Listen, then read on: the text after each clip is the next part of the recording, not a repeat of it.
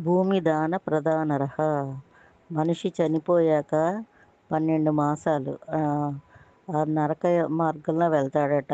ఆ మార్గం ఎలా ఉంటదంటే, పదునైన రాళ్ళు, ముళ్ళ చెక్కలు, ముళ్ళు, కొర్రలు ఇవన్నీ ఉంటాయట. ఇవి మనం బాగా నడవకపోతే వాళ్ళు కొరడాలు పుచ్చుకుని కొడతారట. ఇవి కాకుండా కుక్కలు ఉంటాయట. అవి పీకుతూ ఉంటాయట శరీరాన్ని.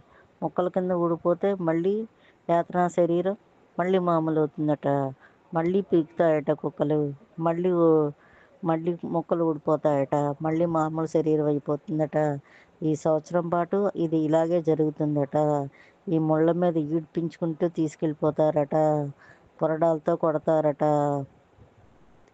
ఈ మ- ఈ భూమి దాన ప్రధానర్హ అంటే ఈ భూమి దానం చేసుకున్న వాళ్ళు మాత్రం ఇలా భూమి మీద నడక కాకుండా ఆకాశ మార్గంలో బంగారు విమానంలో వెళ్తారట.